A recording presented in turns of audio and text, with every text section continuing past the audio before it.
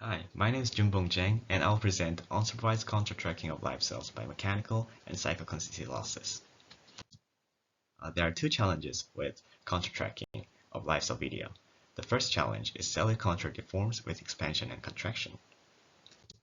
The second challenge is that the local shapes and textures on the contour are not evident, as shown in the zoomed-in video. Despite these difficulties, we contour track each point along the contour, as shown in this diagram. And here the white lines represent the correspondence between two contour points between the neighboring contours. And from this, we can get the trajectory of each point and then convert those results into speed as shown in the heat map. Here, these are the result of the entire video from the 0 to the 40th frame. The reason for this contour tracking is that the cellular morphodynamics are known to play vital roles in angiogenesis, cancer invasiveness, immune response, and tissue regeneration. So we want to study more about it, we need to characterize those drug-sensitive morphodynamic phenotypes. Here we can cluster the velocity patterns of the contour like this. So we propose the first deep learning-based model trained by unsupervised learning to density track contour. Here we take strength of 3 different models to make ours. The first, UFlow, is an unsupervised optical flow method that densely estimates offset for every pixel without structural information of contour. So it sometimes gets confused by the noise of the image with the contour information. The second model, post-polygonal point set tracking, relies on the supervised learning of a few fixed number of tracking points, so it cannot track the contour densely. The last model, mechanical model, only uses the segmentation mask, not the visual features in the raw image. This used to be the SOTA on live cell tracking model. Now we propose our first deep learning architecture for contour tracking. We first extract feature maps from 2 images, and then we sample the point features along the rainbow colored contour, and then we combine the point features from the first frame and the second frame by cross-attention. Here we have forward and backward cross-attentions because you want to predict the offset for forward and backward separately. Here the MLP predicts the offset, and these are shared for both offset backward, forward and backward directions. We train our model by unsupervised learning. We use the cycloconsistency loss to utilize visual features.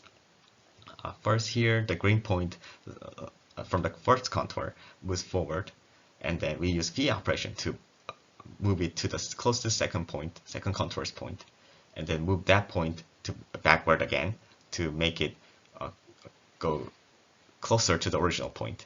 Here we penalize distance between the original point and the moved forward and backward point. And we have 2 terms here because we can either go forward and backward from the first contour, but also we can go backward and forward from the second contour. The mechanical normal loss utilize the morphological features. Here we encourage the point to move in the normal direction. So if it tries to move away from the normal direction, then we penalize that by the normal loss. After we trained our model, we need to quantify the performance, but we didn't have any ground truth label tracking points, so we had to create them ourselves. First, we developed a GUI to facilitate annotation of tracking points, as shown on the right, and then we labeled a few contour points in every 5th frame. The important point is that we use the high temporal information from consecutive images, because without those, it's hard to label where the point from the 5th frame go in the 10th frame without these information when the contour moves abruptly. Now we present the results. First, we try different combinations of unsupervised losses and supervised losses, but we showed that unsupervised learning comprised of cycloconsistency and normal loss is the best. Also, we tried different kinds of architecture components. Here we try to take out the cross attention or use just single cross attention for both forward and backward offsets. Or we tried replacing MOP with the circular convolution or only convolution. But then we found out that our current model is the best configuration. And we compared our model against 3 previous works, and we show that ours is the best on 2 datasets, phase contrast and confocal fluorescence dataset. Now we qualitatively show our results.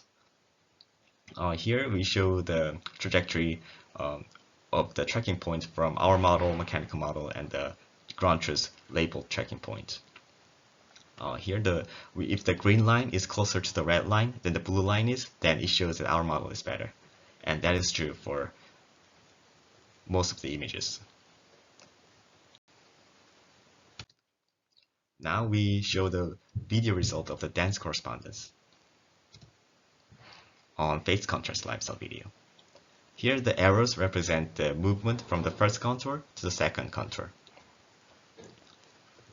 You can see that these follow the expectation because they don't crisscross or point to the faraway point. Here is another example on confocal fluorescent live cell video. Here, even though there are like abrupt contour expansion or contraction, the arrows follows them quite well. Lastly, we tried tracking jellyfish, and even though it's floating in space in the water, we can track this jellyfish quite well densely. Okay, well, thank you for listening, and here is our project website and code, so please take a look.